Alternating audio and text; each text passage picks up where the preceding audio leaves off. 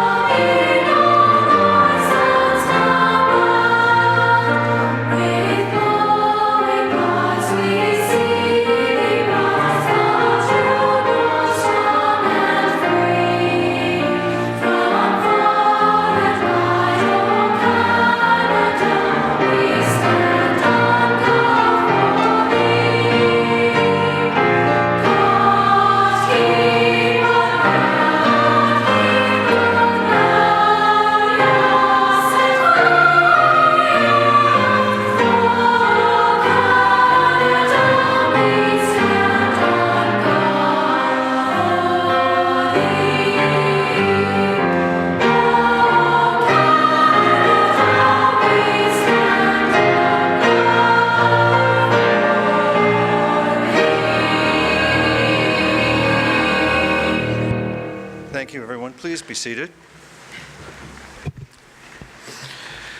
I will now recite our opening prayer, followed by a moment of silent reflection, and at that time we'll begin the meeting. God, grant us understanding and patience, that justice, truth, and honesty may be evident in our decisions. Make us mindful of the needs of the people throughout the town of Oakville. Help us govern with the wider community in mind, and so create in us a desire for progress and responsible action. We ask this in your name. Amen.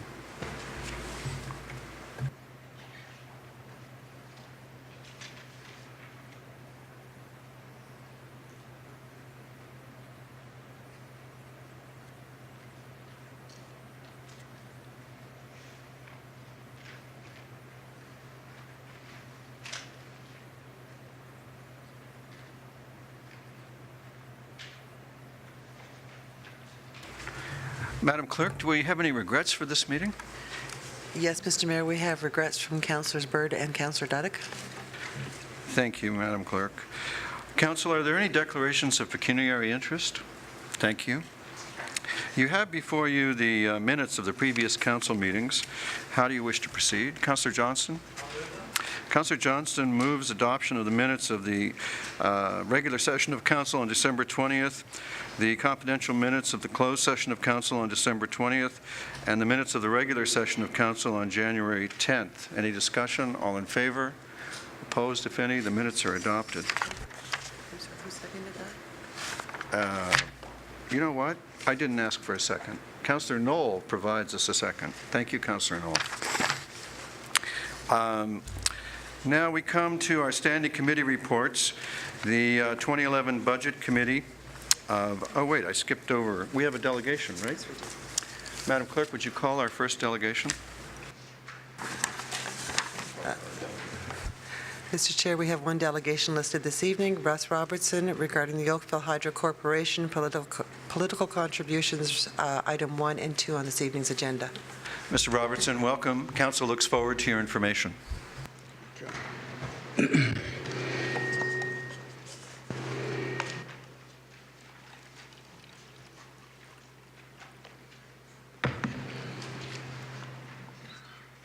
Mayor Burton and members of council and fellow taxpayers, I'm rather astounded in light of all this stuff in the press how few people are here, and therefore apparently how little people other than myself care about this. Nonetheless, I'll make my presentation to you. When Toronto media reported the misuse of dollars in Canada's most livable town by a few people funneling them from taxpayers to the Liberal Party by a wholly owned subsidiary corporation, I, and I think some others, were quite outraged. Whether the amount amounted to paper clips, hill of beans, or thousands of dollars, it was simply wrong in principle and should never have happened on your watch. You are not a national or a provincial government. You have no role in partisan policy debate. Your job is to deliver commonly needed services, local services, on a cost-effective basis. If and when you succeed in that, do not branch out, please. Tonight, I'll try to frame my remarks around the principles of integrity, openness, transparency, and good judgment. I'll try to make some suggestions about steps and conduct on your part that may help. Let me go back over the last 4 years to draw a picture of how I believe this mess emerged, and I really do believe it's a mess, even though I have quickly read the report that you're going to table tonight that's trying to get it buried. I believe strongly in participatory democracy and that it's best served by removing all incumbents with 2 or more terms in office, and for that reason I voted for you, Mr. Burton. At candidates' meetings, I asked, if elected, that you talk openly about Oakville Hydro. Others did the same. One line in the financial statements and a footnote, an obscure footnote, is not adequate disclosure.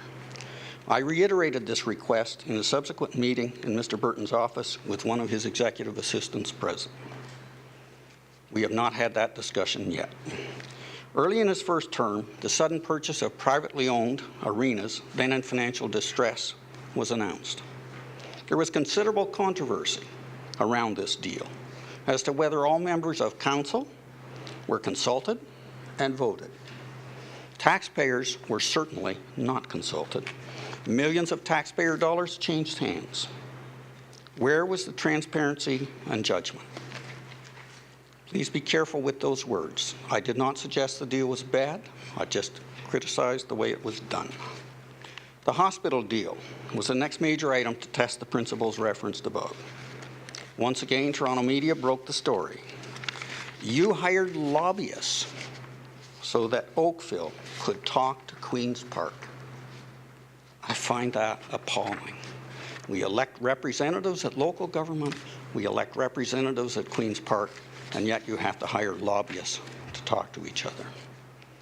Kevin Flynn's email response on that reeked of shame. Where was the judgment? Now, while recognizing the need for a new hospital, I was and I remain opposed to the financing method. And I know this is a done deal, but it's an important issue. Debt issued directly by the province would carry a lower cost had it been done that way. The mayor bluntly informed me that the spread would be less than I think, never having asked me what I thought the spread would be. There's 5 or more of these deals outstanding at the time. One at Brampton, right on our doorstep. He could have had one of his executive assistants put that data in his hands. To support that deal without explicit knowledge and open discussion of these spreads was, again, poor judgment and non-transparent. I believe that in the end, that's going to cost us and all other Ontario taxpayers millions of dollars. I come to the hydro donations, next on the list. I would have thought you were going to have a great scrap over who made that first decision, whether it was here or whether it was done at Hydro. And I felt that didn't really matter. I also felt that there might be quite a continuation of the confidentiality themes, people be hiding behind those artificial legal barriers.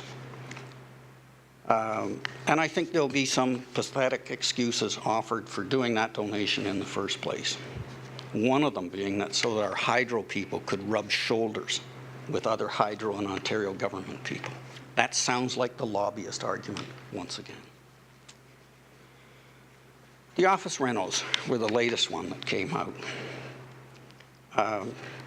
When you people get a new car funded by the taxpayers, or a new computer funded by us, or a piece of furniture, surely you get the town crier out up front before you do it to broadcast it up and down Lakeshore Road and all the way up Trafalgar Road.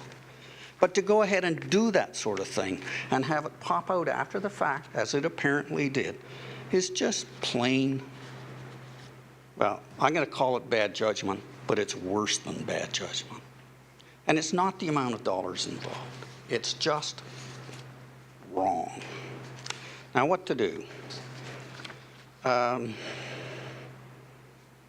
am surprised in a way that we haven't had some voluntary resignations here and at Hydro, and I doubt that we're going to get them, and I doubt that any of you are going to force such an issue, because it will simply produce a lot of bitter division.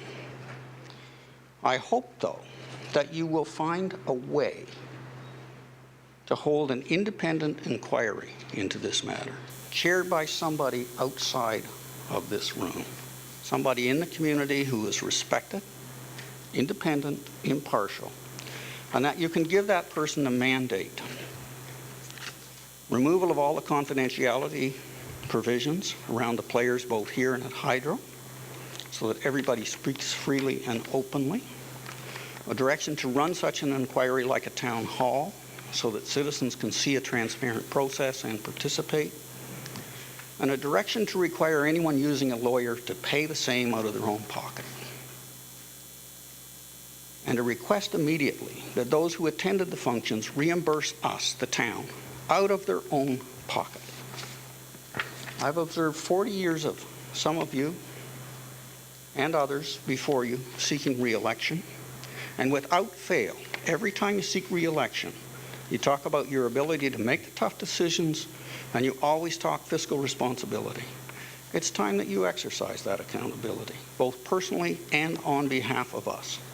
I don't want an endless judicial inquiry, such as what's happening in Mississauga right now, with at least one of the principals in that fiasco receiving hundreds of thousands of dollars in legal fee reimbursement from the taxpayers. But I would like to see you get to the bottom of this. Lastly, speaking to councillors, I think you need to step up and refocus. Over the last 4 years, governance in our community has moved away from the traditional citizen, councillor, mayor, three-legged stool partnership. And it has moved much more towards a CEO model, similar to what has occurred in Ottawa at the Prime Minister's office, under Mr. Chrétien and now under Mr. Harper. We don't want, nor do we need, a dictatorship of the mayor. Citizens and councillors need to be equally involved. When you councillors step back up and reassert leadership and establish standards of behavior, staff will do the same. Thank you for your information, sir. Are there questions for the delegation?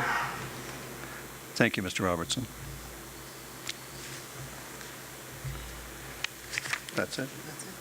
Thank you. We now come to the standing committee reports. Councillor Adams, I understand you have a supplemental report for the 2011 Budget Committee report? Yes, that's right. I will move the 2011 Budget Committee minutes as well as the supplementary report, which includes new dates for the various meetings. Is there a second? Councillor Elgar, thank you. Discussion, all in favor? That's carried. You have the Community Services Committee report from January 11th and the Administrative Services Committee report from January 11th. How do you wish to proceed? Councillor Elgar? Is there a second? Councillor Giddings. The Community Services and the Administrative Services Committee reports are moved. Discussion, all in favor? Opposed? They are adopted. We now could use a mover and a seconder to resolve into Committee of the Whole. Councillor Lapworth? Councillor Johnston? All in favor? Opposed? We are resolved into Committee of the Whole.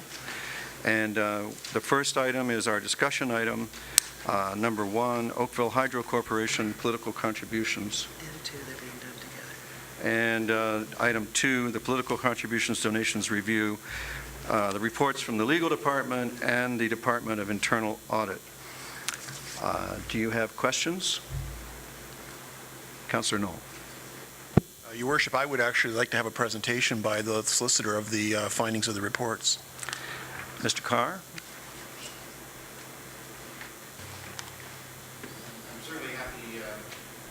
I'm certainly happy to make a presentation. The internal auditor is here to make a presentation as well. If council wants to hear both, it would be staff's recommendation that you hear from the internal auditor first. Mr. Sauvageau.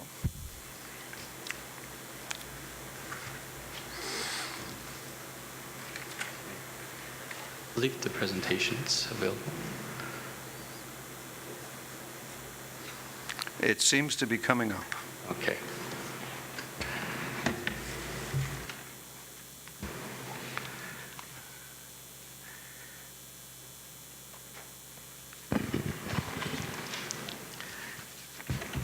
Give it a try.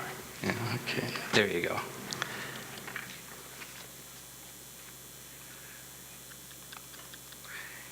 And we go to the full. Okay. Okay. Good evening, Mayor Burton and members of council. My report of political contributions and donations can be found on pages 51 to 63 of tonight's council agenda.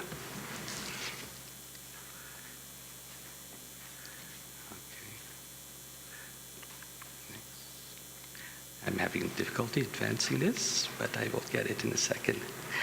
Okay.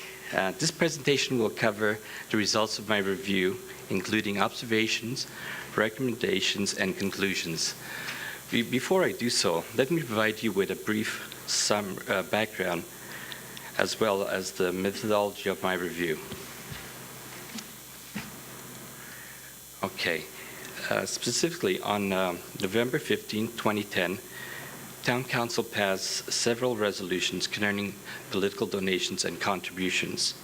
They were for the Town Solicitor to further review and report back to Council on options for further investigation, for the Board of Directors for Oakville Hydro Corporation directed to suspend all partisan or political contributions, and for staff to amend the Oakville Hydro Corporation Unanimous Shareholders Agreement. These three resolutions will be addressed by the Town Solicitor in his report to Council. The fourth resolution was in regard for the Internal Auditor to review political donations and contributions. Okay, basically, I was requested to determine payments made by Oakville Hydro Corporation to any political party or candidate. Secondly, to determine payments made, secondly, to determine what are the current policies and procedures in place at Oakville Hydro Corporation, and to determine standards and best practices for governing such payments in publicly owned corporations and local boards and agencies. The scope of my review was from January 1st, 2000 to October 31st, 2010. My review was conducted in accordance with generally accepted auditing standards, which include general, fieldwork, and reporting standards. During the fieldwork stage, I obtained sufficient and appropriate audit evidence. The results of my review address two main areas. First, between January 2000 and October 31st, 2010, OHC made $18,485 in donations to political parties and candidates. The most significant expenditures were made to the Ontario Liberal Fund in 2008 and 2009 in the amounts of $8,000 and $9,500 respectively, relating to the purchase of a table each year to the annual Heritage Dinner. The details can be found in Appendix 1 of my report. On November 13, 2010, even before Council directed OHC to suspend all partisan or political contribution, the Board of Directors at Oakville Hydro Corporation adopted a policy to prohibit political donations. As well, Oakville Hydro Corporation management is currently finalizing a policy on sponsorships and donations. Secondly, there's a gap in town policy as it relates to use of town funds by recipients. For example, the town policy on corporate grants does not specifically define eligible or ineligible use of town funds provided by the town to grant programs. Consequently, the potential exists for a fund recipient to use town funds to oppose or endorse a named candidate, party, or elected official. My observations and recommendation relates to the following 5 points. Specifically for point 1, I want to bring to your attention that Oakville Hydro Corporation is committed to supporting supporting the community in which it does business. For the period I reviewed, Oakville Hydro Corporation had no written policy or procedures in place to provide a framework for the management of sponsorships and donations. Based on my review of 7 of the largest municipally owned utilities, the industry standard is to have a policy on sponsorships and donations, and it is best practice to have a policy. It is best practice as well to prohibit political donations. Oakville Hydro Corporation has drafted a policy on sponsorship and donations. This policy should be finalized as soon as possible and presented to the Board of Directors. The second point I want to bring to your attention, although the town has policies on corporate grants, sponsorships, naming rights, and advertising sales, these policies do not specifically restrict the use of town funds to non-political activities. The town policy should be strengthened on the use of funds by grants recipients and to amend the policy or for a new policy to be presented to Council for approval. With respect to the other 3 points, the BIA, Boards of Management, should amend its constitution with respect to adhering to town policy on the use of town funds by recipients, and for OPL to adopt a town policy with respect to restricting the use of town funds by recipients. Other entities for which the town gives funds to, the service agreement should contain a clause with respect to restricting the use of town funds to non-political activities. Restrictions on the use of town funds to political activities should also form part of the conditions of accepting town funds. In conclusion, based on my review, I am assured that OHC Board of Directors and management have taken counsel and the public's concerns over political donations very seriously. As mentioned before, even before Council's direction to suspend all political contributions, OHC adopted a policy to prohibit political donations and is in the process of finalizing its sponsorship and donation policy. Secondly, I found opportunities for management to strengthen the use of town funds by recipients, either by amending the existing policies or developing a new town policy. Management has accepted all my recommendations and are committed to act on all of them. I thank Oakville Hydro Corporation for their cooperation during this review. Thank you very much. Thank you, Director. Are there questions for Mr. Sauvageau? Councillor Knoll. Thank you, Worship. Thank you for the report. Couple questions. First of all, I just want to be clear that the nature of your engagement and the reason it's not included in this document, the nature of your engagement did not include any kind of investigation into how the decisions were made over these current donations, who instigated, who approved it, those sorts of things were outside of the scope of your review, correct? That's correct. So the nature of your review was strictly the policies and the mechanisms that were in place to make these donations? Yes, specifically I addressed the resolution made by Council relating to the amounts, policies, and procedures, correct?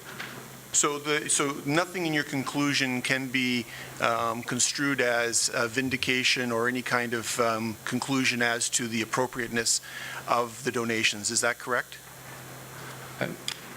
With respect to the amounts which were paid, it was in accordance to OPL policies and procedures for purchasing and to the limits of the CAO, as stated in the report. So from a strictly procedural point of view, from the procedures within Oakville Hydro Corporation, policy was followed in terms of who writes the checks, who approves the checks, et cetera. But you're not drawing any conclusions beyond this at that point. Is that correct? That is correct. Okay. The second question is with respect to Appendix 1, and thank you for this. This is quite interesting. The two heritage dinners, which are, I guess, started this whole thing rolling, are I guess, the biggest issue on most people's minds. And it indicates no indication on records of who attended the dinner at the event. I was able to obtain fairly easily from somebody within Oakville Hydro the names of the people that attended the 2009 dinner. So I'm surprised that you weren't able to get that and that it's not in here, and also for the 2008 dinner. I'd like to address that issue. Specifically, my scope was limited, and so consequently, I did not feel that it was right to report on that, and it would come out in the town solicitor's report to council with respect to that matter as to further procedures or investigations to take place. I accept that. I just construed the indication in your appendix as having that you were not able to obtain the information. So I'm glad, I appreciate that clarification because that's very important. Thank you very much for your report, and thanks for your answers to those questions. You're welcome. Councillor Dimhoff. I had a couple of questions. In that appendix, it noted that tax receipts were issued to Oakville Hydro for those donations of all but about $1,000 of the donation. Are they able to use those tax receipts? As part of Oakville Hydro Corporation, correct, as part of their filing. And it's been suggested that individuals repay that amount. If that was to happen, would the tax receipt transfer to individuals who repaid the amount of the ticket? I'm not able to answer that at this moment, but I can find out for you.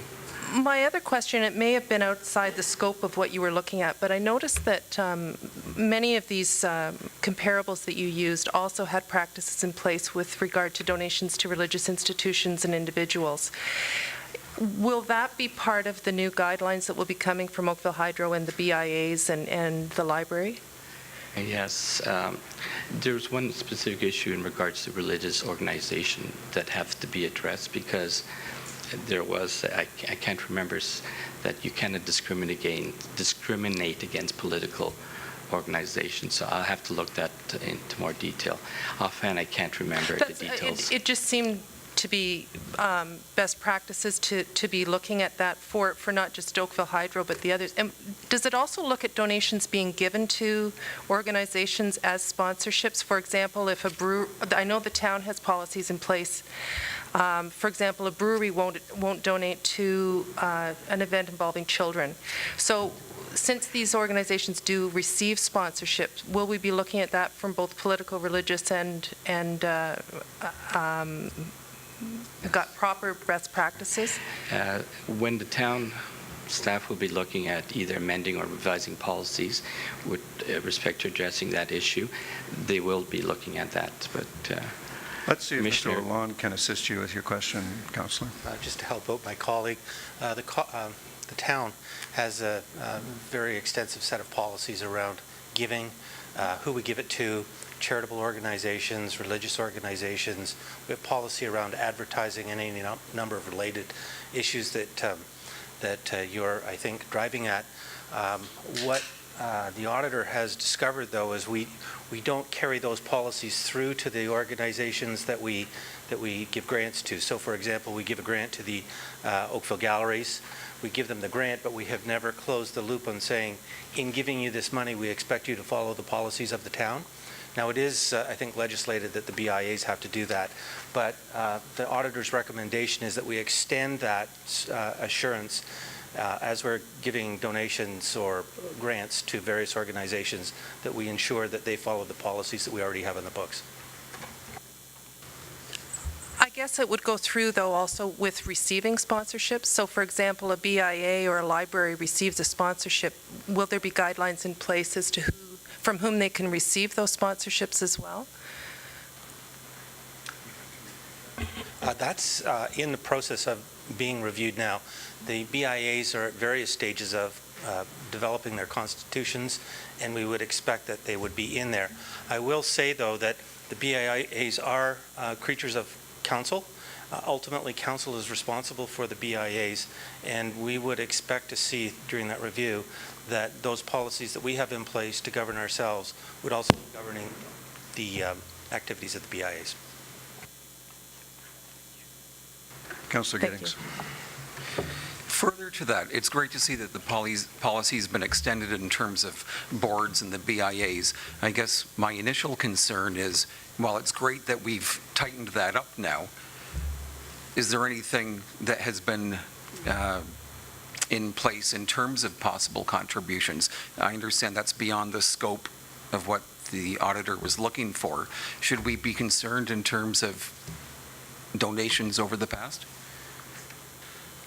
During the last term of council, we undertook a fairly significant project to solidify the relationships between us and the agencies that we grant donations or funds to. So we've moved from making a simple contribution at budget time to having relationships that are governed by legal agreements, by bylaws in the organization, relationships to the council's mandate, and that was significantly strengthened during the last 4 years. And I think that aside from the outstanding issues that we've already mentioned, there is some work going on around BIAs and their constitutions and the recommendations that the auditor has made. I think we're in relatively good shape on that front at this point. In fact, much better shape than we've ever been before. Maybe I should just emphasize this came out of an effort to try and encourage good governance on the part of the organizations that we do give grants and funding to. Thank you, Councillor Giddings. Councillor Knoll, second time. Thank you, Worship. 2 more questions.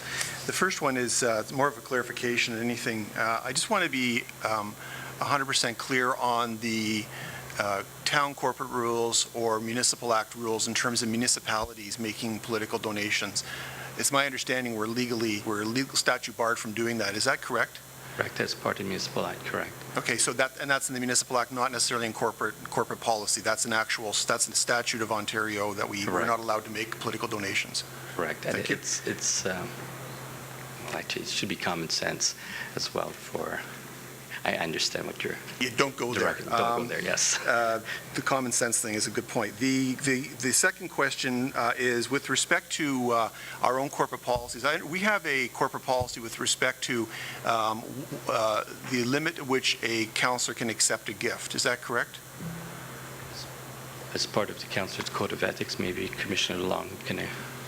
Yes, it's in the code of. I believe it's in the code of conduct, but there is language that limits the acceptance of gifts on the part of councillors to something that's, we used something like in good taste or a small token of appreciation, and it leaves, like there's no specific dollar limit. It doesn't say you can't accept anything over $25, but it does specifically address the idea that small tokens of appreciation are the limit of gifts that can be received. I understand this wasn't part of the audit, but you are the keeper, Mr. Auditor, of the corporate policies book, I believe, in terms of making sure we follow our checks and balances. Would or maybe Mr. Lalonde is, based on his quick, rapid rise, would a gifting of a ticket to a fundraising event such as this from the Hydro Corporation to a councillor be considered a gift? First of all, the keeper of the corporate policies is a fairly distributed issue. They're all on the web. I think probably the majority of corporate policies are kept by the clerk, although there are a number of other ones, and they're all posted on the web for people to review. The auditor's mandate in this was to determine what happened, and I think that's probably the limit of the information that he can give you. He's tracked down what was actually transferred, the circumstances under which it was transferred, and the procedures and policies that were in place to provide guidance, which he found to be in place. I think whether or not that was a gift is probably not something that the auditor investigated.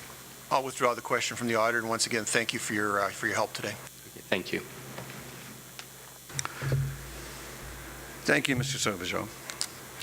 Mr. Carr.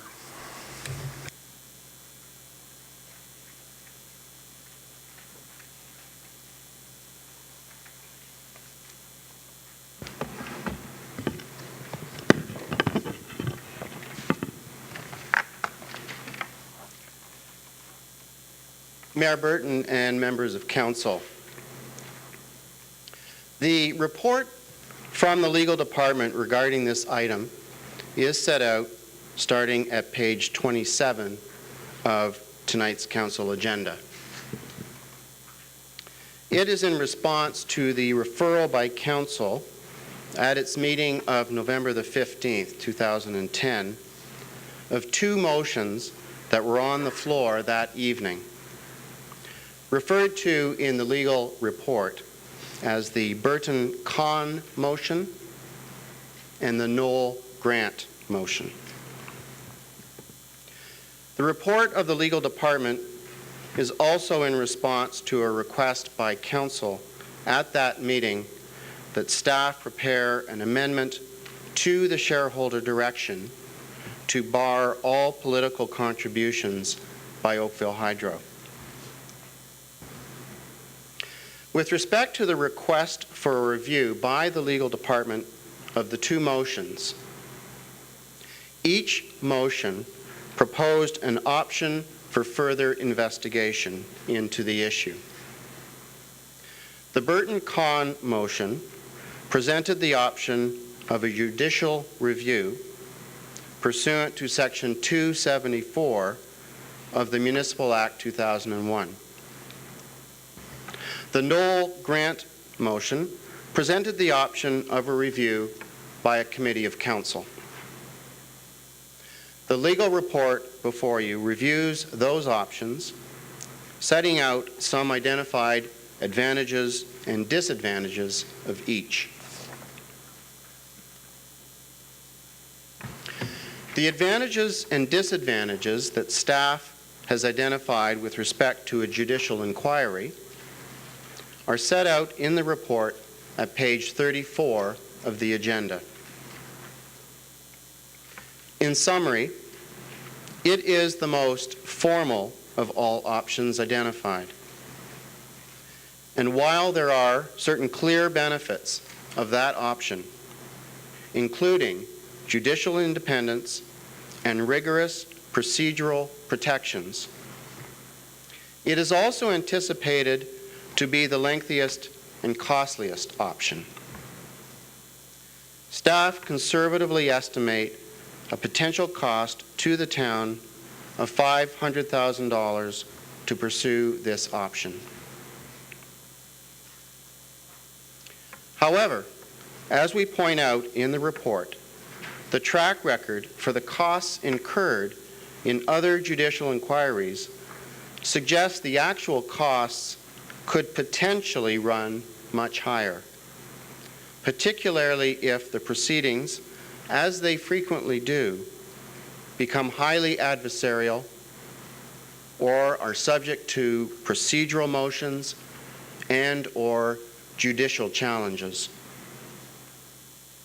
Moreover, in a judicial inquiry, every party is typically represented by their own legal counsel, and they will undoubtedly look to the town to defray their own legal and expert witness costs.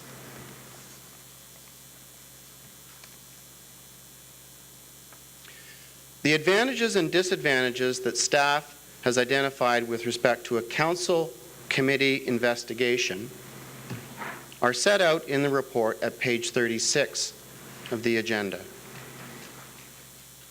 While staff is of the opinion that that option is available to council under the provisions of the Municipal Act 2001 and is likely to be less time-consuming and costly than a judicial inquiry, in our view, it would not have the same powers at law to compel participation or be able to afford participants the same force of procedural protections and would not have the same degree of independence from the town that a judicial inquiry would have.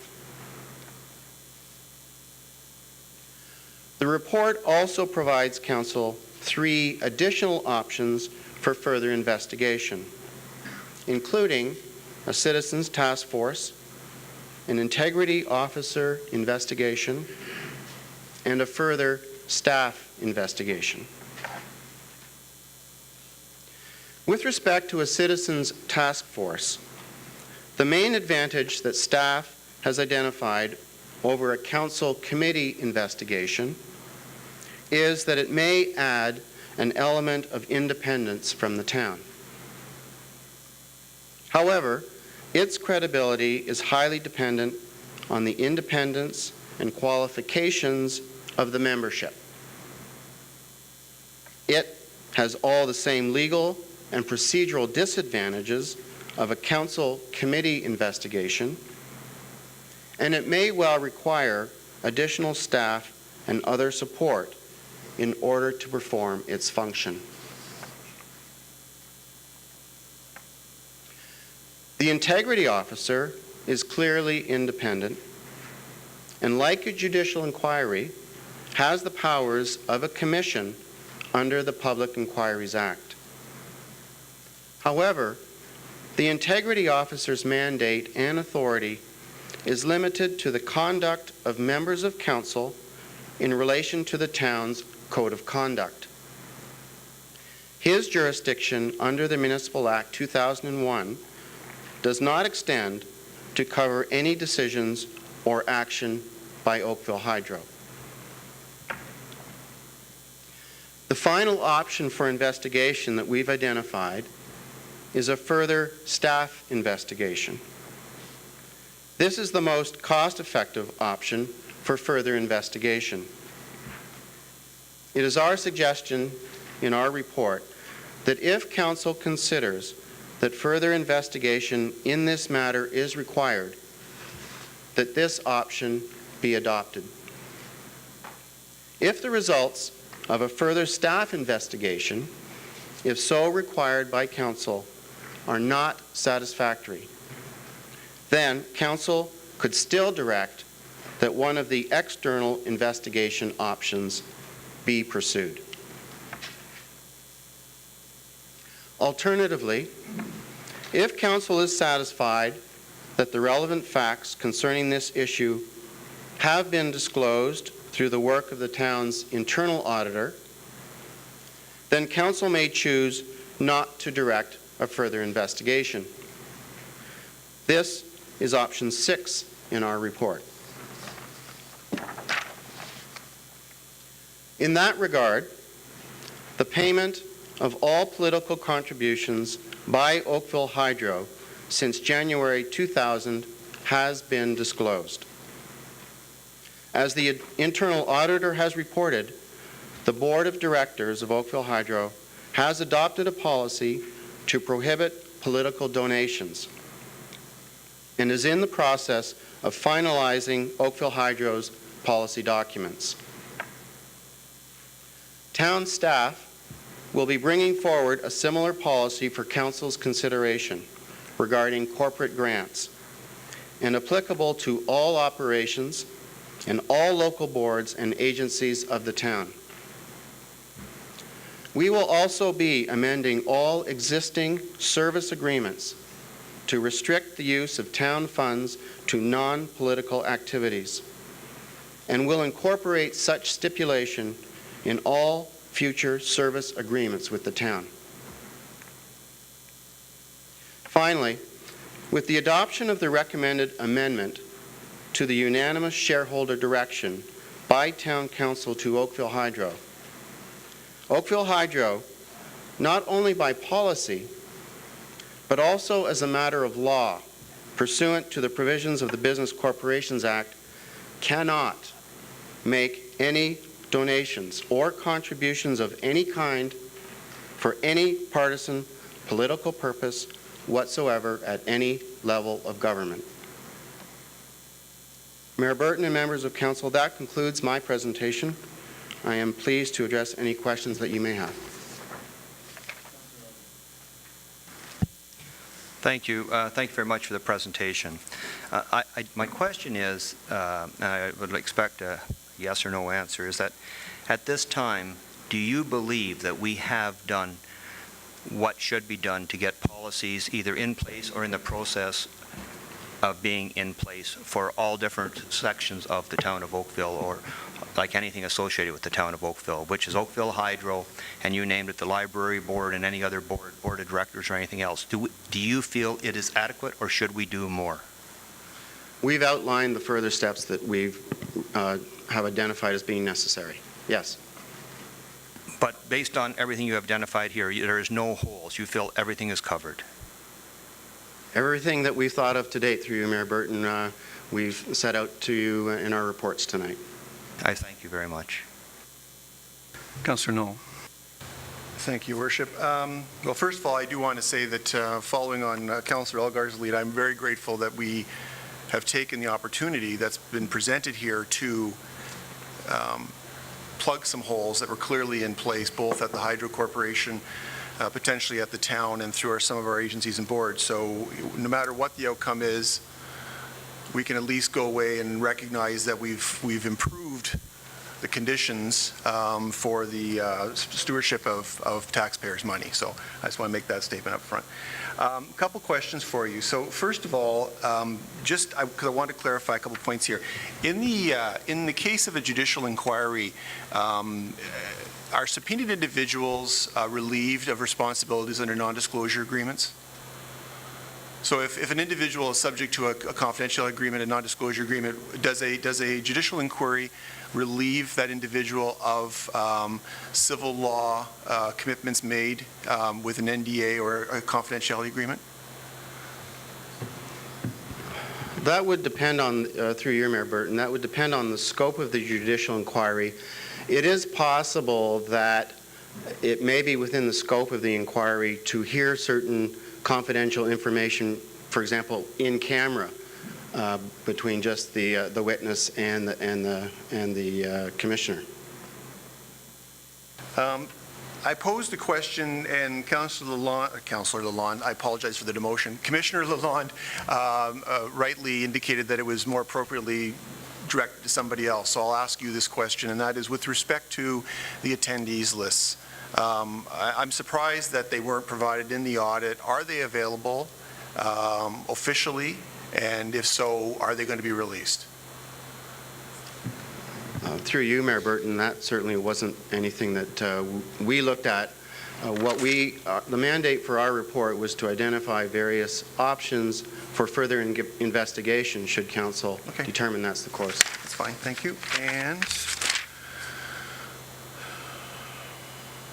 you've in your report, which is very comprehensive, so thank you for that. In your report, you refer to the option of option number 4, the Integrity Commissioner option. Is that truly an option here? Because my understanding is if the Integrity Commissioner is not able to involve himself in non-directly connected agencies vis-a-vis the Hydro Corporation, how would that truly be an option here? Through you, Mayor Burton, it would be an option if the primary concern of council was the conduct of members of council in relation to the town's code of conduct. Right, but if we were to go with that option, it would be an extraordinarily narrow scope in terms of what that investigation could look like. The scope would be limited as set out in the provisions of the Municipal Act, which is the mandate of the Integrity Officer, who is limited to examine the conduct of council in relation to codes of conduct. Okay. My next question is with respect to the wording of the unanimous shareholder agreement. The wording that was added was the wording that Councillor Grant and I proposed in our motion, verbatim, with the exception of a modifier at the end, which is without prior council approval. I'm curious why that was added. So the restriction under the unanimous shareholder agreement goes on about no donations under any circumstances whatsoever, comma, without prior council approval. So that wasn't part of what we proposed. I'm curious why that ended up in the draft.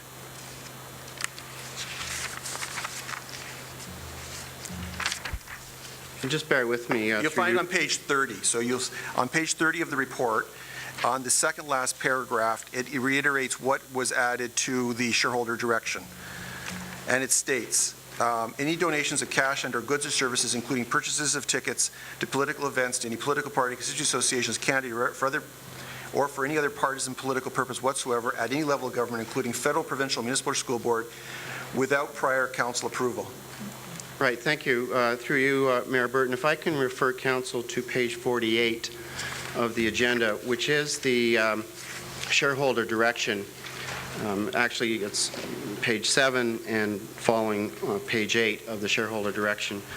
You'll see that what we've proposed to council is a new 10 sub 13, which is the prohibition against making any political donation. But you'll see that the way section 10 starts is to say that without shareholder approval, i.e. without council approval given in accordance with section 4, Hydro may not do any of the following. So in effect, by being included in section 10, council has the authority to provide different direction. Right, and I understand that. So first of all, thank you for pointing out the actual wording. I was going from what was in your report. So thanks for pointing that out. But this still troubles me because I think the message from the public is clear, and the direction from the proposal that we put forward was clear that we just want, I think we and the public want this stop, period, not with a modifier that council can change that. So is it possible to place that in a separate location so that it's an absolute contract bar, so that it's not something that can be waived? Through you, Mayor Burton, we could always put that in a different provision of the shareholder direction. But then again, council can amend the shareholder direction at any time. So it's always within council's power I understand to direct exactly what it wants Oakville Hydro to do. I understand that, and for that reason, we don't even really need this in the agreement. But the bottom line, though, is I think the public are looking for consequences and for making sure that we're addressing this. So I'm looking for every way possible we can make sure this doesn't happen again in the future. So it's something I would appreciate if that could be considered. If there's a place to put it somewhere else, it would give me greater comfort to know that everything in this sub 10 or in this paragraph 10 relates to essentially business practices of the corporation, which of course would be subject to modification by the shareholder. So, I mean, if we're talking about moving shares around, or if we're talking about the winding up of the corporation, I mean, of course, those are things that council would have, as a normal course of business, be in the position to make a decision on. I guess the spirit of our motion was that under no circumstances is the Hydro Corporation to make further political donations. Through you, Mayor Burton, if I might be permitted to disagree, under section 3, you'll see that it says, subject to the restrictions in section 10, the corporation may engage in business which are permitted by any laws. So by being included in section 10, it operates effectively as unanimous shareholder direction pursuant to the provisions of the Business Corporations Act, which takes away the powers of the board.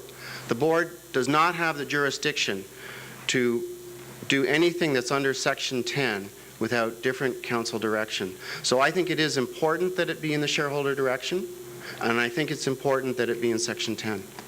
I agree it should be in the shareholders' direction, absolutely. I'm not disagreeing with that at all. My concern is the modifier. Anyway, I guess I'm getting into debate, and I shouldn't be doing that, so I'm going to simply ask that be considered to be placed somewhere else where it's an absolute and not a conditional, because that does make it conditional in my opinion.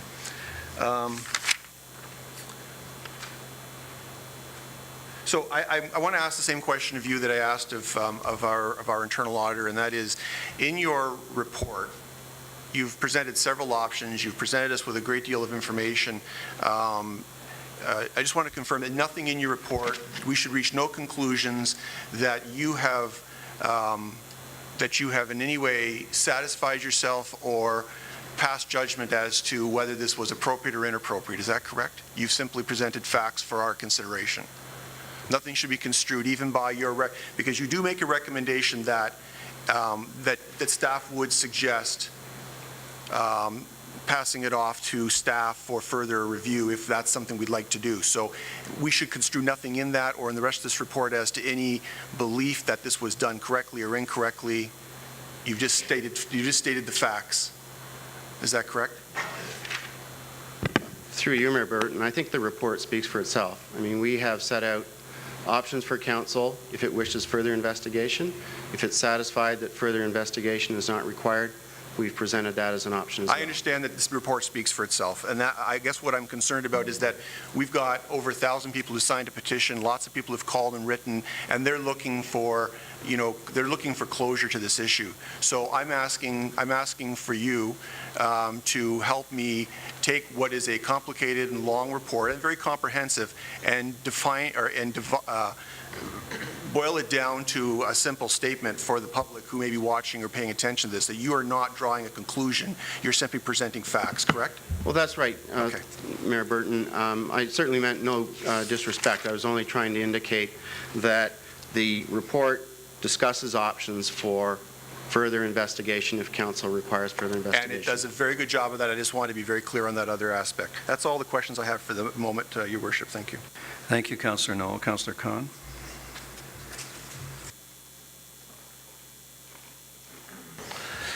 I just have a couple questions about option 2, and I was looking at the Municipal Act, and I think you touch on this on page 34, where you say the Municipal Act, there is no statutory provision specifically authorizing council to make an investigation on its own.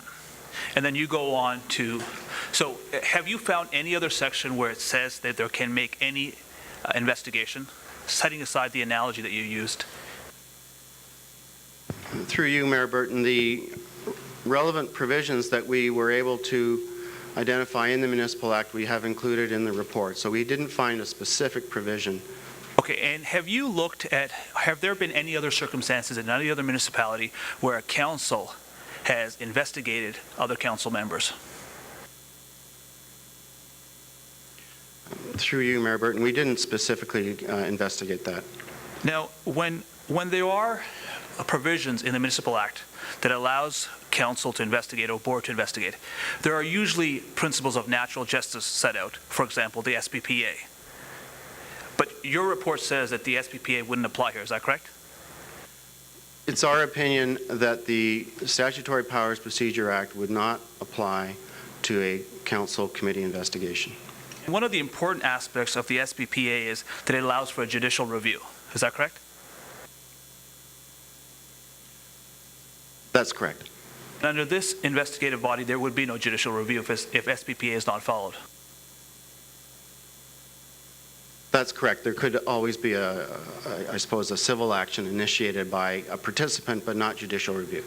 Something else that Councillor Noel mentioned earlier is that he was inquiring whether if there was an external investigation done by perhaps a judge, whether or not a party who has entered into a confidentiality agreement would be saved from any liability because a court had ordered them to reveal the terms of that confidentiality. You weren't sure about that.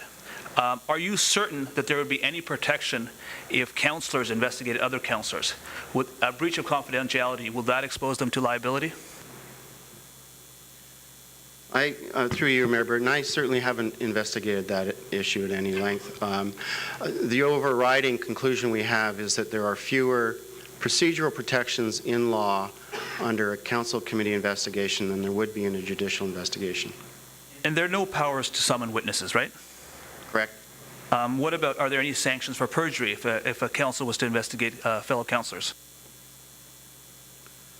I don't believe there would be. Can they impose any penalties or sanctions based on their findings? No. So what do you believe would be gained from such an investigation? Through you, Mayor Burton, it would depend on the scope of the investigation. If it were to uncover further facts and provide a further report to council, that would be the limit of its mandate. And there is nothing in the Act or perhaps any other bylaw that would compel fellow councillors to cooperate with such a body? That's correct. So it could, in the end, be completely meaningless and a waste of time. I think we've, through you, Mayor Burton, we've stated in our report that the success of such a committee would depend in large part on the willingness of those who are subject to the investigation to cooperate with it. Councillor Knoll. I don't have the advantage of being a lawyer, so I'm going to have to ask some questions in more simplistic terms. So Councillor Khan has raised some good points with respect to option number 2, the council committee investigation, which is the one that Councillors Grant and I have proposed. So just to be clear, from the way I read your report, this is a viable option, notwithstanding some of the disadvantages and advantages, which there are some for each of the different options. It is still a viable option, correct? Through you, Mayor Burton, we believe that every option that we provided to Council tonight in our report is a viable option, but each has its own unique advantages and disadvantages, and we've done our best to identify those for you. Okay, thank you very much. Thank you, Councillor. Councillor Demoff. Just following on a question that Councillor Khan asked, of these options, which ones do have consequences for perjury? Is it just the first option? For anyone who's, whether it's a staff investigation or integrity officer, people appearing before these investigations, are there consequences for perjury for any of them? Through you, Mayor Burton, perjury arises where someone testifies under oath and it's subsequently proven that that testimony was false. So perjury can only arise where evidence is given under oath, and under the options that we provided to Council, that arises in only 2 of the options, the judicial inquiry and the integrity officer.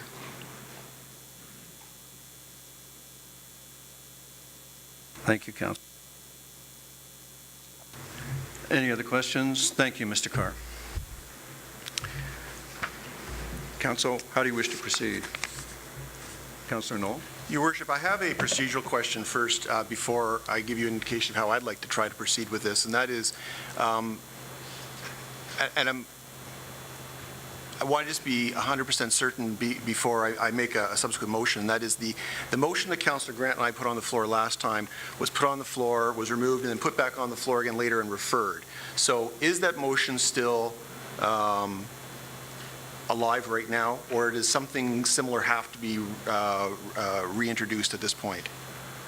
So because we referred it back for further information from the lawyer, was the whole motion referred back for consideration today, or simply just the report from Mr. Carr? Just the report. Okay. Then, Your Worship, I would have a motion, and the motion essentially is, well, I will pass it to the clerk. It's our motion from before. You okay?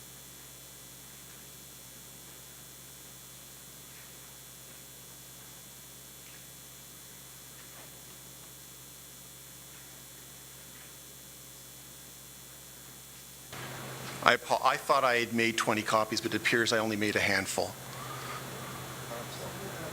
Oh, thank you. Sorry about that.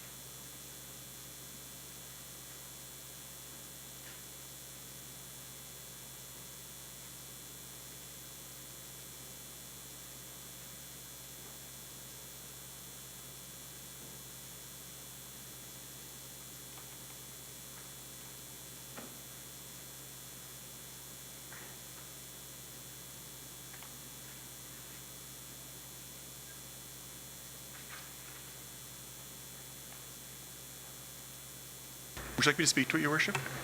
Or do you want to wait until there are copies available? Who doesn't have a copy?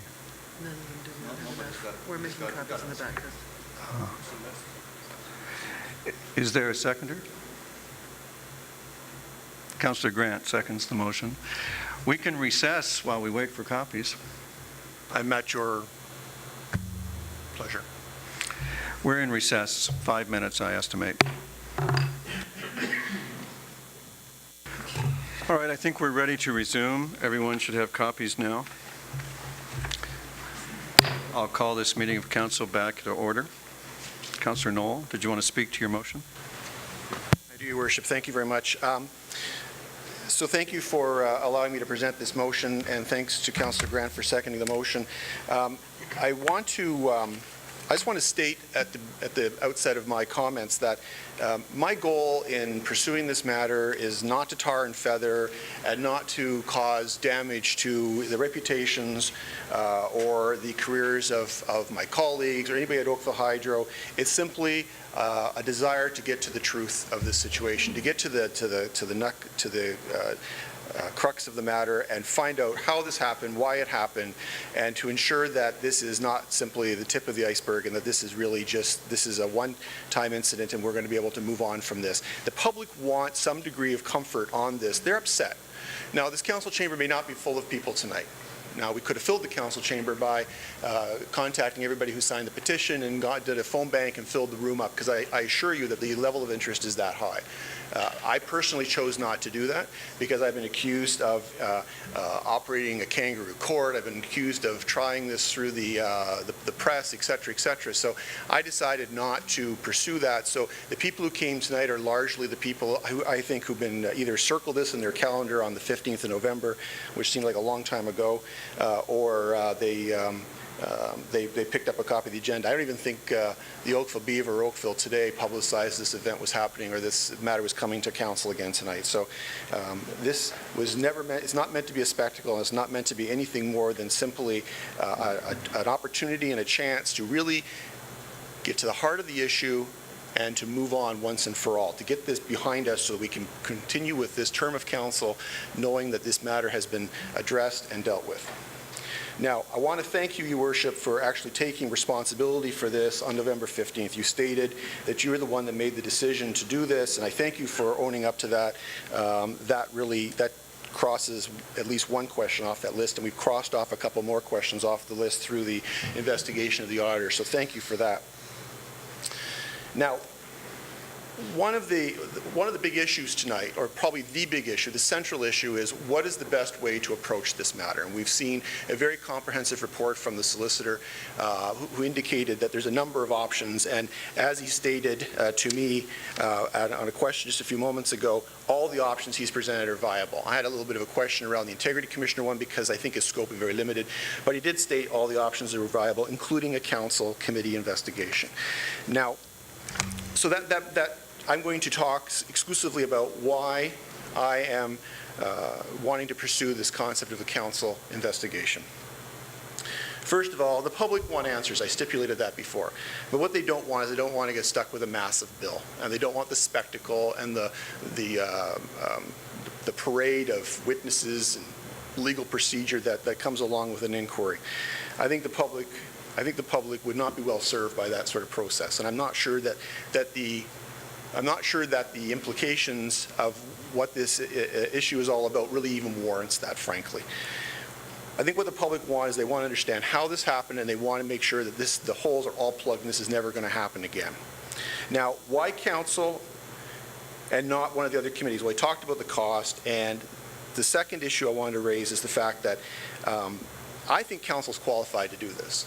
And I'm not proposing this because I necessarily want to be part of this committee. I can only imagine that certain members of council wouldn't want me to be on the committee, and I accept that. That's not why I'm doing this. I'm not trying to add to my committee agenda, and I'm certainly not trying to, grind any axes here. But I do believe council are qualified to do this for one key reason. All of us, all 13 of us, were elected by the public. If there's anybody that has the qualifications and the credentials to serve the public interest and to safeguard the assets and the public purse, it's us.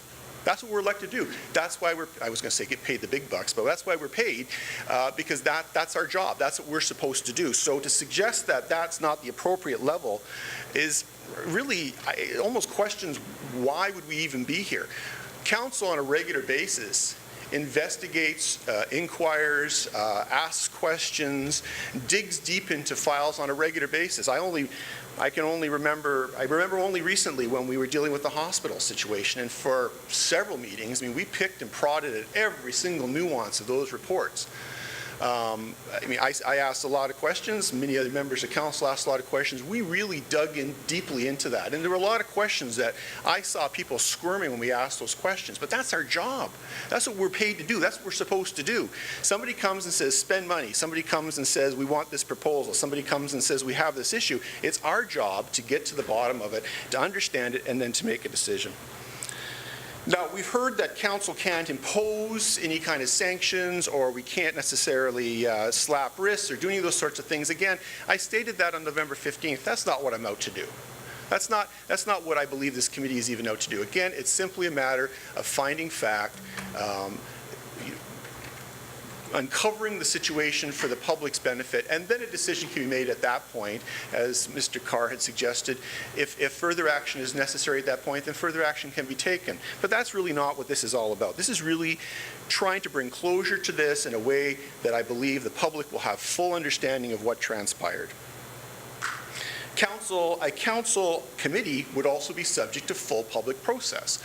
Rules of procedure, our oath of office, transparency, potentially coverage by town TV, minuting, etc. So, you know, the independence of a council committee is not an issue, because we're governed, or we would be scrutinized by the public. Not just the people involved, but the public themselves would be watching and paying close attention. There's not going to be any kind of silliness that goes on if the public are directly involved and this thing is done in the full light of day. This is not an investigation of a councillor. That makes it sound very personal, that we're somehow investigating an individual councillor. We're investigating the actions of individuals, the corporation, policy. We're testing the entire process. This isn't a witch hunt. This is simply a matter of trying to figure out exactly what went down, why it went down, and to make sure that we've done everything we can possibly do to make sure that it just absolutely positively never happens again. I do think that the quantum of money is not as important here as the perception of that there's been an abrogation of the public trust. And I think that we need to do what we can to try to make sure that our electorate, that our voters, our neighbors, our fellow community members believe that we've done everything we can to resolve this issue, bring light to the issue, and let them ultimately make that grand decision 4 years hence, or 3 years and 10 months hence, when they choose whether or not any of us are welcome to come back, or whether they want a new team on the bench. I think it's time to stop talking about how we're going to deal with the issue, stop negotiating the terms of the project, and move on and get this thing underway. I'm happy to, if you would like to send back, at least approve, if the motion passes tonight, I'm happy as well to refer it back to staff for them to develop some terms of reference, as well as some rules, so that we actually know what exactly it is we're doing. I didn't want to dare to propose those myself. I think that's the responsibility potentially of the clerk's department, the legal department, etc. And I wouldn't want to do that tonight. So I'd be happy to refer that portion of it back to staff to come back with further recommendations.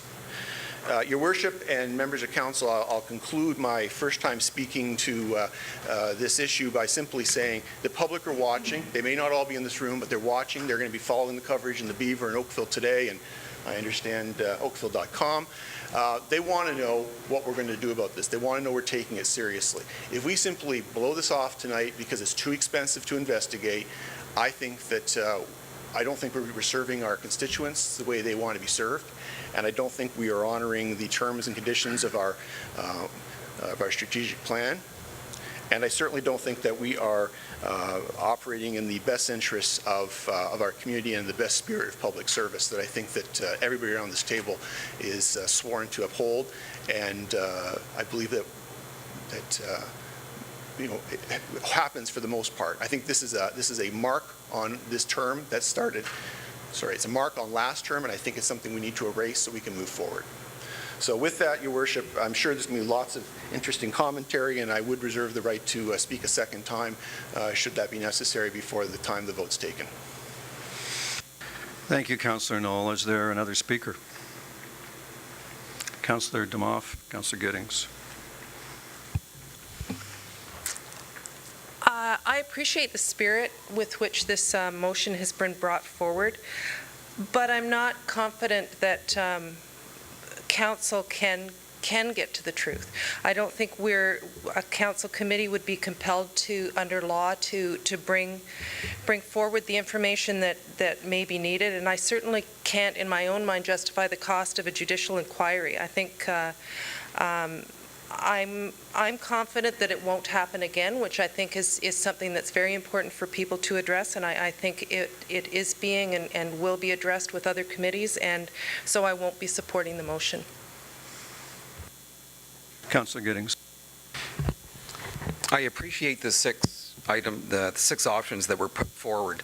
And when we look what's happened in Mississauga, I think the last thing that anybody wants to see is $5, $6, $7 million over an issue that has been accepted and has been closed, and we've put procedure in place so it doesn't occur again. I think the importance, though, is to bring closure in a public setting like a council committee where the public can come out and listen and hear and see what's going on, and in the most cost-effective manner possible. Thank you, Councillor Giddings. Councillor Elgar. Thank you. To Councillor Knoll's motion, in November, when the public came out, and there were quite a few from the public, when we asked the question, did they want to spend $500,000, I didn't hear too many people jumping up and saying, yeah, throw as much money as you can at it because we want to get to the bottom of what was going on.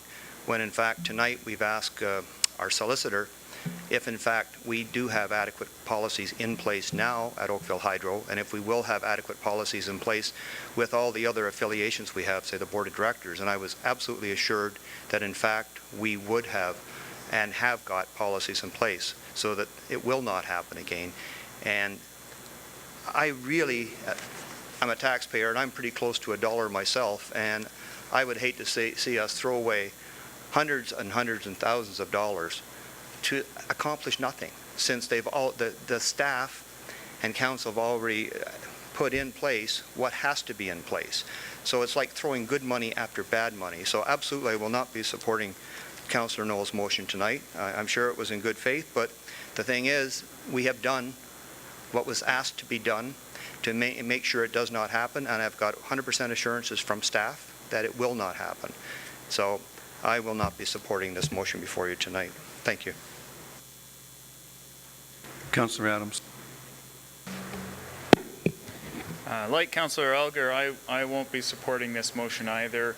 I think virtually all these questions have already been answered. We've heard with respect to how this process might work, its issues with respect to getting further information, the construction of such a committee in of itself is an issue, I think. And frankly, we did hear from everybody that they didn't want to spend further money on this issue. I mean, in terms of going forward with a process even like this one would cost us staff time and resources. It's even asking for resources, and so you'd end up spending more time and effort and dollars in kind than were expended in the first place. And so frankly, I don't think there's good value for money on this. So for those reasons, I don't support this motion. Thank you, Councillor Adams. Other speakers? Councillor Lapworth. Thank you, Mr. Mayor. I also will not be supporting this motion. The majority of the questions or issues that Councillor Knoll raises are actually answered in Appendix 1 of the Director of Internal Audit's report, with the exception of the names of the attendees, and I understand he has those at his disposal, so I will not be supporting the motion either. Thank you. Thank you, Councillor Lapworth. Councillor Khan. One of the issues that I have here is, and most of the councillors have voiced this, is that we can't afford to go by way of a judicial inquiry. So as a matter of fact, we can't afford justice. So let's just engage in a facade of justice. And Councillor Knoll has said that this is not a kangaroo court, but I would submit it's nothing but a kangaroo court if this was to be set up. As I mentioned before, there's no power to summons. There's no sanctions for perjury. There's no way to compel evidence. It's not governed by any sort of natural justice. The SPPA doesn't apply. You can't protect someone from breaching a confidentiality agreement, and none of the councillors here have any legal training. One of the issues that I also have is that it sets a very, very dangerous precedent when we say fellow councillors have a duty or are required to investigate other councillors. I asked our town councillor if he has seen this in any other municipality, and it's simply not the case. There's a proper way of doing it. If we don't want to go by route of the judicial inquiry, then I think we need to get our auditor to review this further. Thank you, Councillor Khan. I'd like to be permitted to make a brief remark on this matter. And Councillor Demoff, you're the acting mayor, so I'll ceremonially pass you the chair.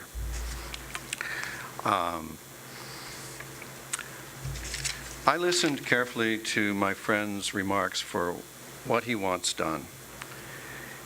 First, he said he wanted to know how it happened and who authorized it. Second, he said he wanted to make sure that it was prevented from ever happening again, and he wanted it investigated.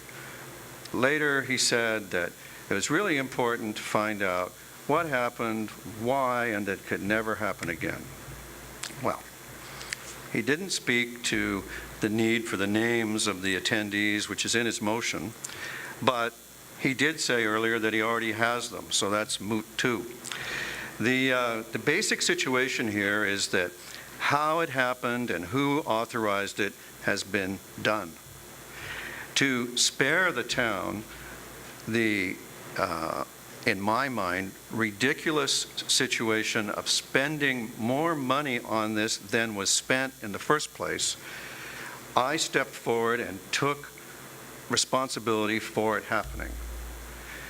My hope was that we would prevent ourselves getting into the silly situation where we spent more money investigating it than ever got spent in the first place. Second, the councillor wants the investigation in order for it to be plugged. We've plugged it. So how it happened and who authorized it, done. Plugging it so it can't happen again, done. Investigate it, actually done. The reports, which everyone has quoted tonight, are before you. As a matter of fact, as I look at this list of questions, there's nothing on here that has not been given. So for that reason, I too will not be supporting this motion. And Councillor Knoll, you indicated you wanted the chance to speak again. You have the floor. Thank you, Worship, and thank you, everybody, for your comments.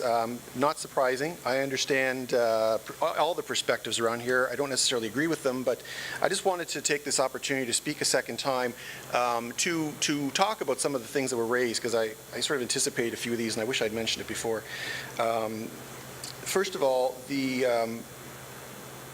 issue of the list of questions. I'm very clear in the motion that it says, including but not limited to the following questions. So the scope of the committee would be able to ask questions that would relate to information that comes out during an investigation. So I have provided a list of suggested questions, but it is certainly in no way exhaustive. Second of all, I would like to know who has attended both of the events, and I think the public do too. I had essentially a brown envelope of somebody who told me who was at the list. I have no way of verifying it. I haven't presented it in council, but I have no idea who went to the 2008 event. I'd be curious about that as well. I think the public are as well. There are lots of questions in the minds of the public, and I think that we've come a certain way, a certain distance in potentially plugging the holes.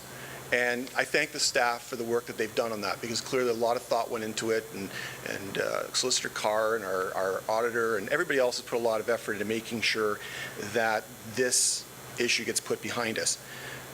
But I think that by the outpouring of concern we've heard from the public, they want more information. They want this really looked into, thoroughly looked into. They want it looked into in a transparent, open fashion. And I'm not suggesting that the staff in any way have covered anything up, but again, the very art of, or the very act of investigating could result in additional questions that can be asked. Now, the fact that it was suggested, and I hate this term kangaroo court because it's so demeaning in terms of who we are as a council. I don't think we're a kangaroo court in anything we do. And we investigate things, and we prod, and we poke, and we ask questions all the time. Yeah, we're not lawyers, that's true. But I've served on semi-judicial committees, and so's Councillor Khan, and we've learned how to do this job. We are presented with the power to, over the course of a term of council, if you really want, if you fully round it out, almost $1 billion over a 4-year term of council. We've been empowered to be custodians of that money. So, and make decisions around that. Those are pretty heady decisions to make. I think that this council, and certain members of, all members of this council, and certainly a committee that was struck to look into this, would have the ability, the skills, the qualifications, the authority, and the moral authority to do this job.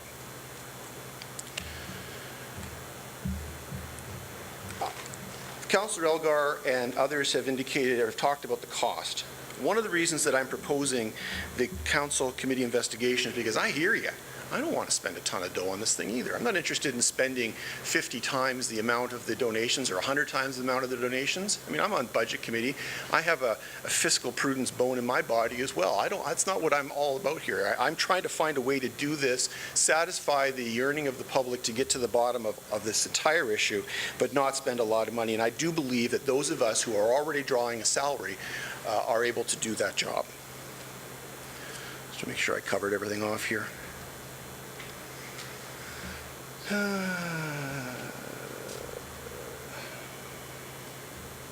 The constitution of the committee is an issue itself. Well, again, I say to you that the public, in their infinite wisdom, have made a decision to put the 13 of us in this room.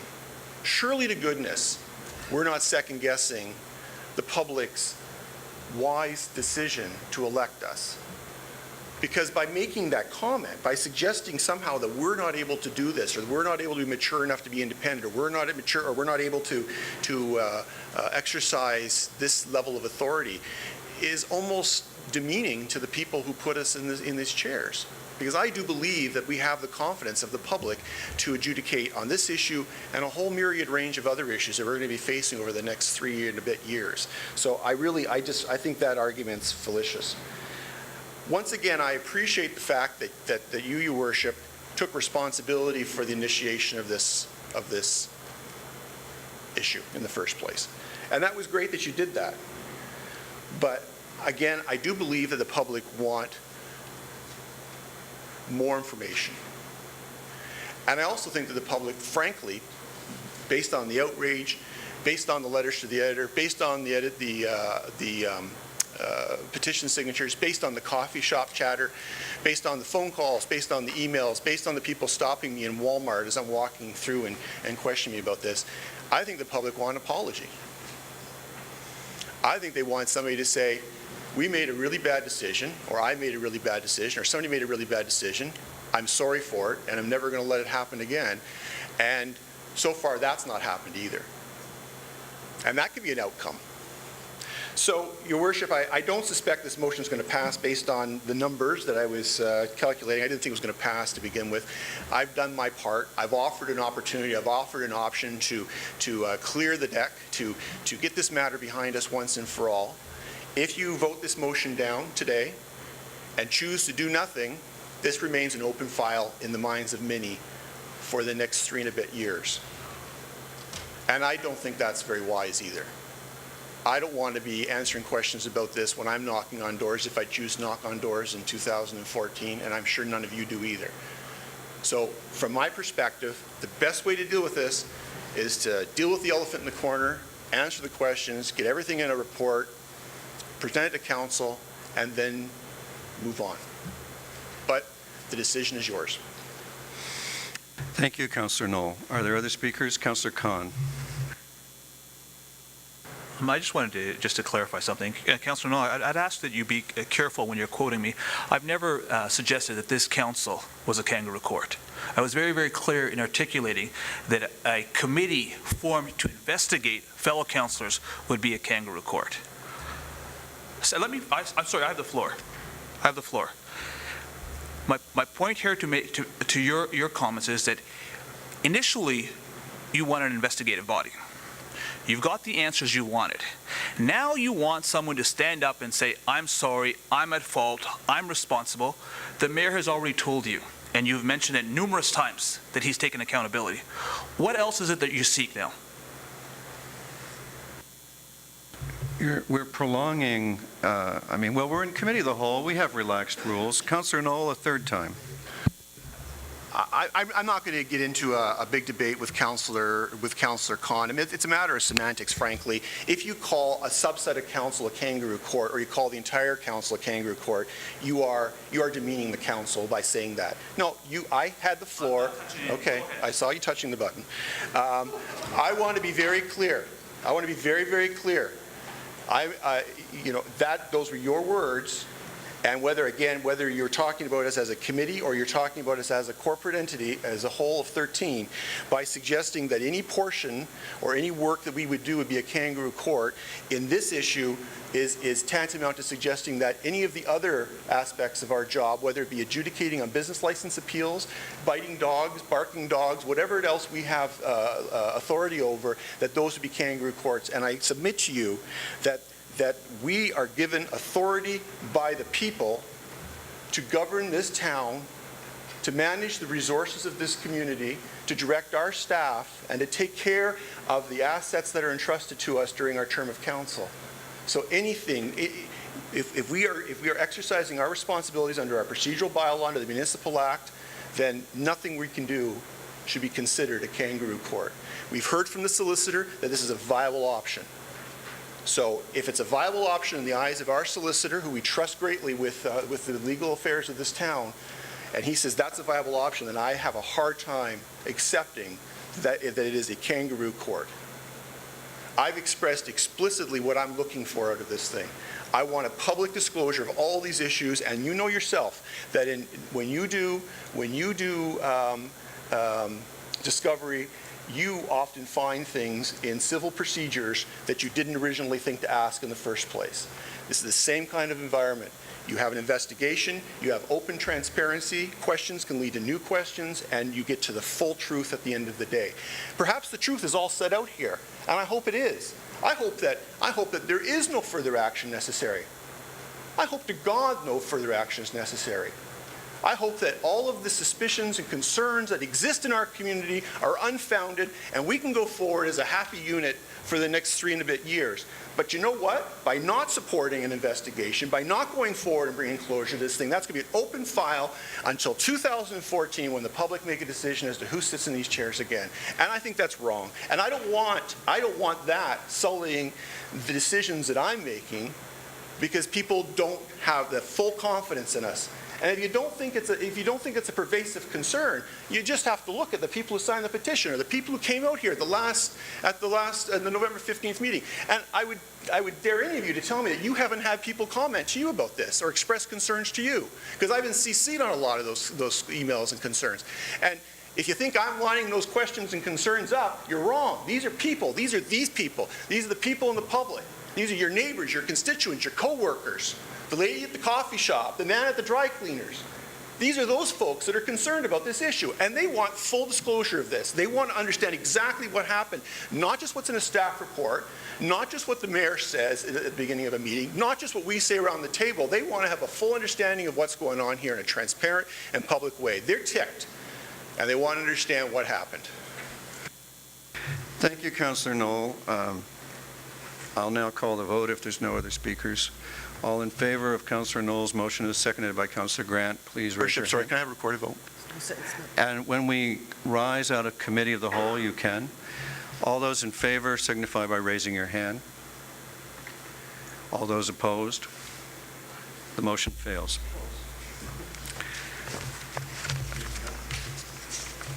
Now, there are no other discussion items. However, the failure of that motion leaves us wanting a motion to receive reports, the discussion items, reports number 1 and 2. Councillor Elgar, Councillor Lapworth, and we also need a recommendation. Well, we have a motion from Councillor Elgar and Councillor Lapworth for the recommendations in item 1 and item 2. That's that the report be received in each case, and second, in item 1, that the amended and restated shareholder direction unanimous shareholder declaration be approved, which includes in subsection 1013 a prohibition on Oakville Hydro making any donations of cash and/or goods and services, including purchasing tickets to political events, to any political party, constituency, association, candidate, or for any other partisan political purpose whatsoever at any level of government, including federal, provincial, municipal, or school board. Any discussion? Councillor Knoll. I want to be clear that by approving or by accepting the staff recommendation, we are essentially taking option 6. Would that be correct? No further action? That is correct. All in favor? Opposed? That carries. Worship, I'd like a recorded vote on that too at the appropriate time. Yes. We can get to that if we have a motion to rise and report to council. Councillor Knoll, thank you. All in favor? Opposed, if any? That carries. I rise and report that council met in committee of the whole and made recommendations on discussion items 1 and 2. And I need a mover and a seconder for this report. Councillor Johnston, Councillor Knoll. All in favor? Opposed? The report is adopted. I now will call for a recorded vote on the Knoll Grant motion. All those in favor of that motion rise to be recorded by the clerk.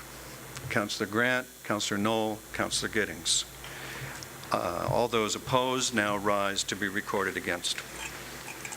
Councillor Khan, Councillor Adams, Councillor Lapworth, Councillor Elgar, Mayor Burton, Councillor DeMoff, Councillor Robinson, Councillor Johnston. That motion failed.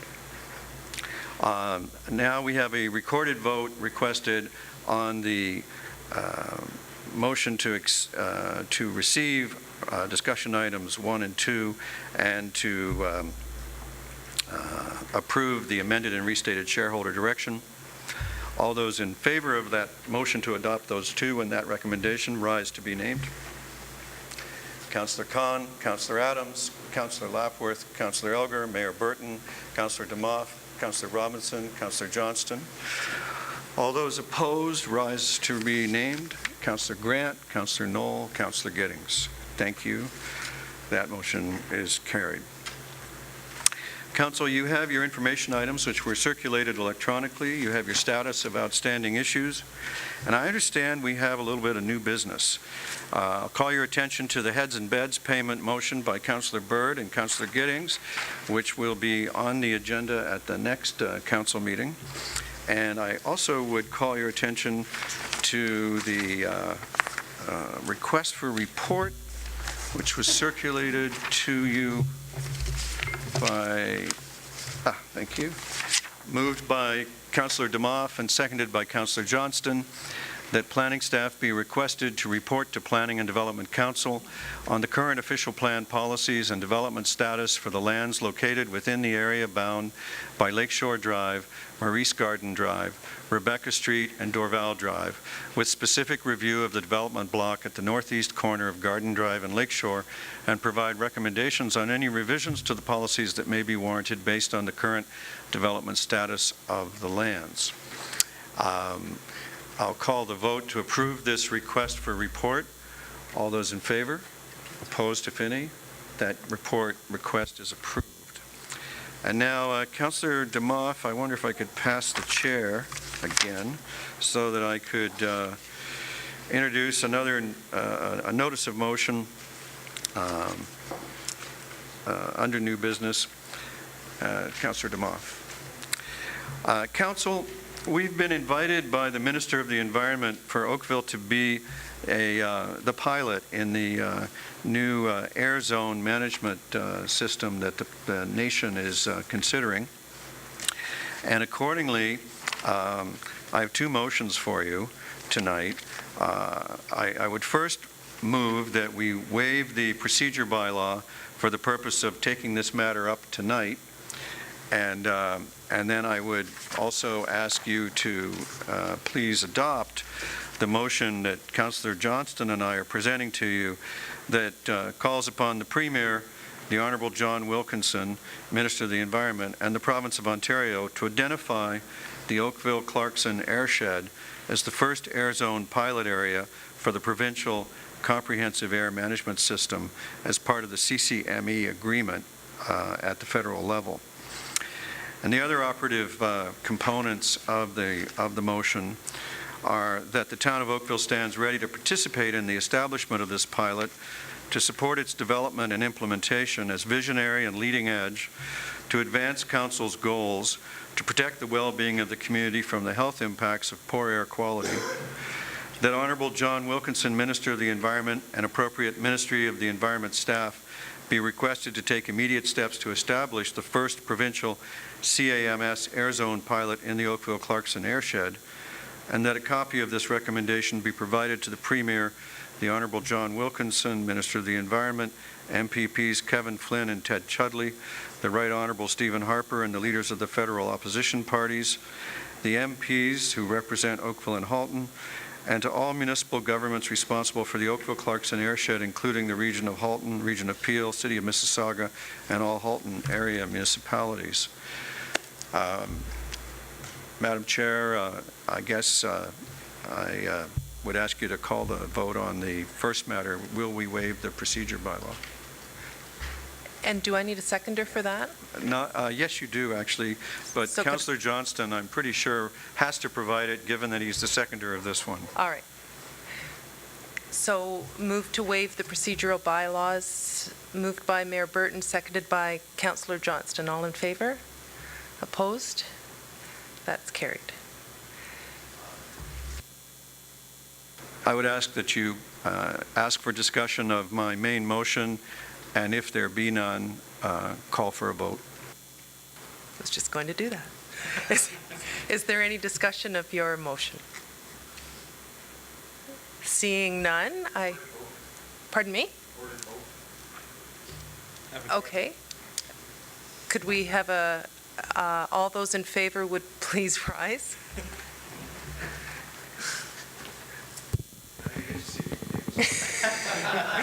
Councillor Khan, Councillor Adams, Councillor Grant, Councillor Knoll, Councillor Lapworth, Councillor Elgar, Mayor Burton, Councillor Giddings, Councillor DeMoff, Councillor Robinson, and Councillor Johnston. Thank you, Madam Chair. Very, very well done. I'm just checking here. Do we have any regional reports and questions regarding town boards and advisory committees? All right. A mover and a seconder for consideration of the bylaws would be in order. Councillor Johnston moves. Councillor Knoll seconds. The motion is to pass Bylaw 2011-02, a bylaw to dedicate certain land as part of a public highway, part of Lot 11, Concession 1, SDS North Ridge Trail, and where is page 2011-11, a bylaw to declare that certain land is not subject to part lot control, blocks 1 and 2, Plan 20M 1069, and blocks 26 and 27, and 2011-18, a bylaw to confirm the proceedings of a meeting of council. All in favor? Opposed, if any? Those are adopted. Council, thank you for your time and attention. That completes the agenda, and we are adjourned.